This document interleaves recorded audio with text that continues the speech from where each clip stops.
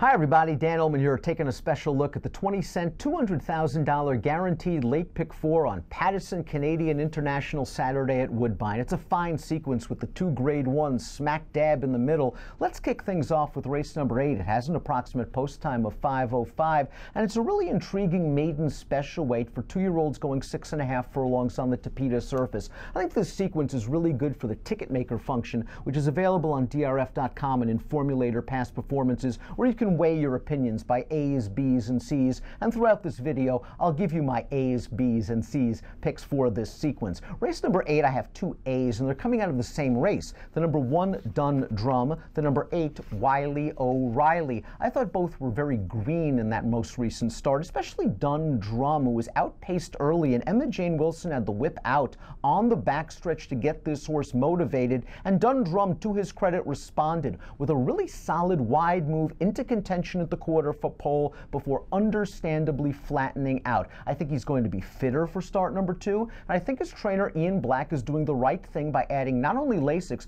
but blinkers. I believe he'll be more focused with blinkers, and with more alert beginning, this horse might be able to finish this time around. He's 4-1 on the morning line. Wiley O'Reilly is 3-1 on the morning line, and he finished ahead of Dun Drum in that race. He also seemed to be shell-shocked when the pace quickened up on the turn, and he was out sprinted. Alan Garcia had the whip out on Wiley O'Reilly, who responded to finish second behind the favorite in a solid performance. I like this outside post position. He has now 2 starts under his belt, and I think he's going to be fit and ready to go this time around with an outside stalking trip. Those are my 2 A plays, but I also want to use backups. The number 5, White Wedding, was placed in a very tough spot last time out as a maiden running in the $175,000 Simcoe Stakes, and he showed big speed in that race. He went way too fast, he took way too much heat, he was facing way better horses. He now drops in class, and barring a quick first-time starter, I think he's going to show the best speed in here. He could be the one to catch. The number 10, Summer Retreat, also drops in class. He found a tough spot for his career debut in the $100,000 Bull Page Stakes. He passed a couple of tired horses late. The connections obviously think a lot of him, and Luis Contreras, one of the top riders at Woodbine, retains the mount. He'd be a backup as well. If I absolutely had to use a first-time starter, and I really don't want to use any in this race, it would be the 9, Victor's Dynasty, who shows some solid workouts for a really underrated barn and attracts the services of leading jockey Patrick Husbands. But for me, my 2 A's are 1 and 8. My B's are 5 and 10. We'll move to the stakes portion of this pick 4. Race number 9 is the grade 1 Pattison Canadian International. It is the Saturday DRF Bets race of the day and the Woodbine play of the day. You can access free Formulator Past Performances for the International on the race of the day event page at DRF.com, and you can also access the really detailed stakes preview that I profiled along with Woodbine racing analyst Jeff Bratt. We talk about every horse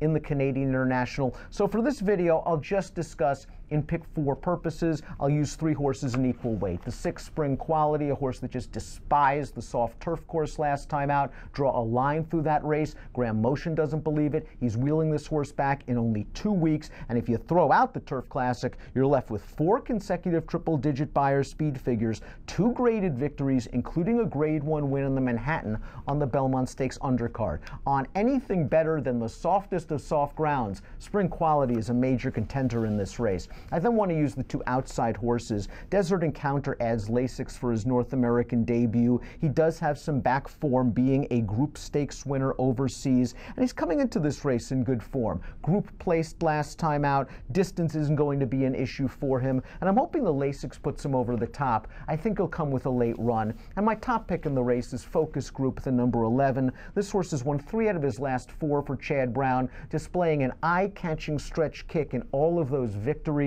He really wants distance, and while this outside post is a bit of a nuisance and he is stepping up in class, I just think Jose Ortiz is going to break, get over to the inside well at the back of the pack, and hope that his electric turn of foot from his last few races successfully transfers to the Woodbine turf course. So I will go 6, 10, and 11 in the second leg of this pick 4. I'll try to beat the 2 Thundering Blue, who's gotten really good in his last 3 races. I want to see him do it again, though, at a relatively depressed price. Third leg of this pick is the grade 1 EP Taylor Stakes. DRF handicapper Mike Beer and I went over this race in a stakes preview. We extensively covered every horse in the race. So again, for pick 4 purposes, I'm going to use the 3, the 4, and the 7. Polara is now in the hands of Chad Brown after 3 starts overseas. Her most recent race, a very impressive group victory at 1.5 miles. She's going to have to turn back in distance here, but she is getting Lasix, and she beat a good horse last time out, the runner-up coming back to win a Group 2. I think she has a lot of upside potential. Sheikha Reka is taking a big step up in class. She is yet to compete in graded or group company, but she really gave a career-best performance last time out when stretched out for the first time to 1.25 miles.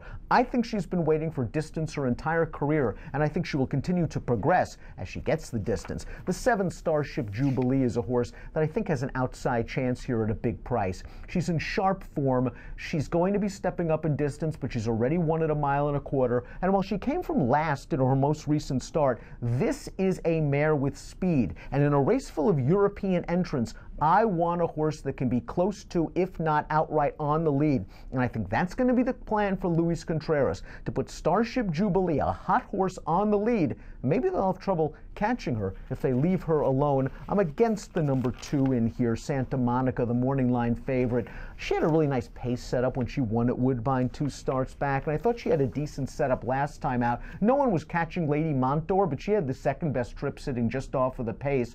I want to see her do this when the pace isn't in her favor. At a short price, I'll try to beat her. So again, to recap, in this pick 4, 3, 4, 7 in the third leg. Now the last leg's tricky. It's a big field of condition claimers, but I kind of have a lean. My only A in the last leg of this pick 4 is the number 4, Written, who I think's had some tough trips in the last few races. 3 starts back, she ran 7 furlongs, a little short for her, and by the time she eased out in the stretch, she came with a really big run to just miss, and she galloped out 5 lengths ahead of the horse that eventually headed her at the wire.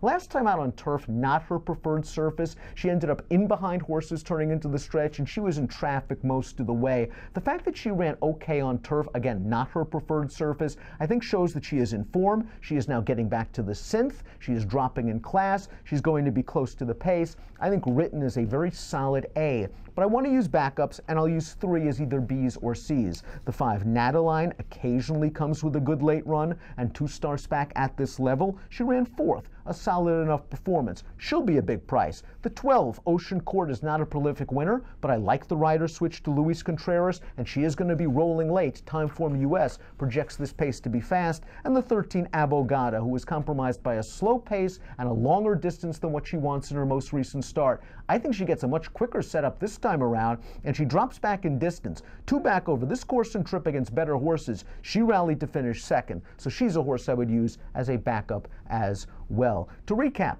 here are the selections for the Woodbine $200,000 guaranteed late pick 4 before scratches and program changes. In race number 8, my A's are 1 and 8, my B's are 5 and 10. In race number 9, I'm using the 6, 10, and 11 in equal weight. In race number 10, I'm using the 3, 4, and 7 in equal weight. In race number 11, I'm using the 4 as my only A, and the 5, 12, and 13 as backups. It's a 20-cent $200,000 guaranteed late pick 4 on Pattison Canadian International Saturday. Best of luck.